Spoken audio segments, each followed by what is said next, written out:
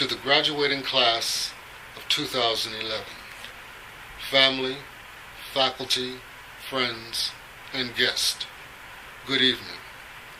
Welcome to the 12th graduation at Max, honoring the 8th grade class as they mark the end of one chapter in their educational voyage and launch the beginning of another.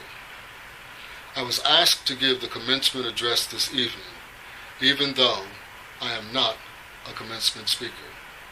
When I am finished, you will agree I am not a commencement speaker. My message to the graduates is simply 3 words: owning your future. That's it. Just take ownership of your future. I believe a graduation speech should be sincere, it should be brief, and then the speaker should be seated. Graduation is about the graduates and not the motivational, inspirational, usually very forgettable speech of a guest speaker. When I was preparing for this address, I recalled that the Gettysburg Address was less than 160 words and took less than 5 minutes to deliver, and it is the most memorable speech ever written.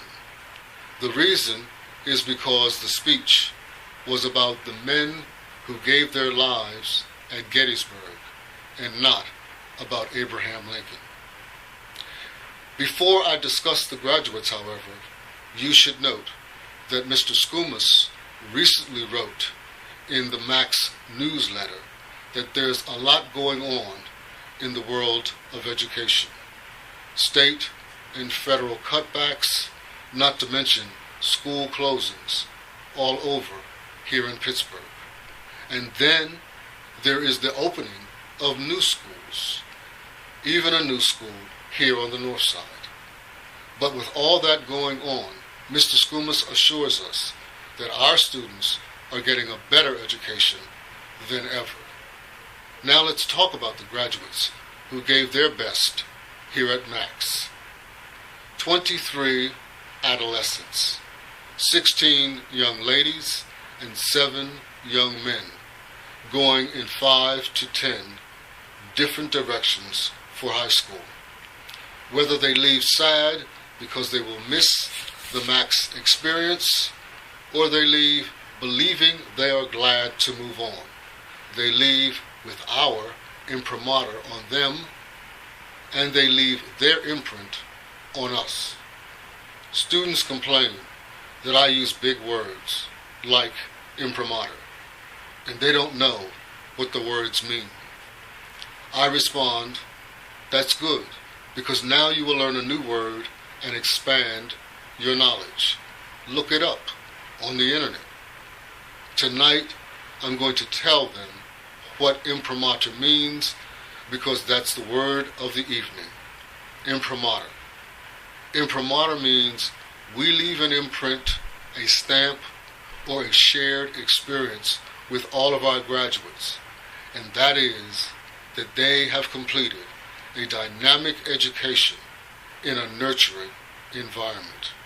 Take a look at what it has produced. Quincy Adams, a leader, smart and independent. Raven Clark, competitive, smart, and a leader. Deontay Coker, a leader, competitive, and smart. Richard Dixon, quiet, smart, and conscientious. Taylor Fitzpatrick, a leader, opinionated, and very articulate. Sherry Good, quiet, polite, and conscientious. Cherie Good, quiet, competitive, and conscientious. Shayana Herring, a leader, very competitive, and very confident about herself. Chase Mack, quiet strength, competitive, and smart. Tamaya Martin, very competitive, very articulate, and very bright. Travisina McLeod, quiet, bright, and conscientious. Larry Moore, independent, opinionated, and a lot of fun. Brittany Morris, competitive, independent, and energetic. Jolly Norrington, quiet, smart, and competitive. Derek Oliver, very quiet, independent, and serious. McQuandre Stevenson, quiet, independent, and an enigma. Asia Stewart, quiet, polite, and sincere. Anjanae Turner, quiet, polite, and conscientious. Alexander Wade, quiet, smart, and competitive. Talisha Washington, quiet, independent, and shy beyond belief. Imani Walker, another leader, very smart and very competitive. With all of this talent and scholarship contained in this graduating class of 2011, still each of our students must take ownership of their own future. The faculty can provide the tools and the knowledge. Parents can provide support and guidance along the way. But it is the student that must be the central character in each of our graduates' future. Remember, graduates, that little things matter. Remember, graduates, that attitude is everything. I like to say that attitude determines altitude. And finally, and most importantly, remember, for MAC graduates, failure is not an option. My mantra for life is simply this: be careful of your thoughts. They may become words. Be careful of your words. They may become action. Be careful of your actions. They may become habit. Be careful of your habits. They may become character.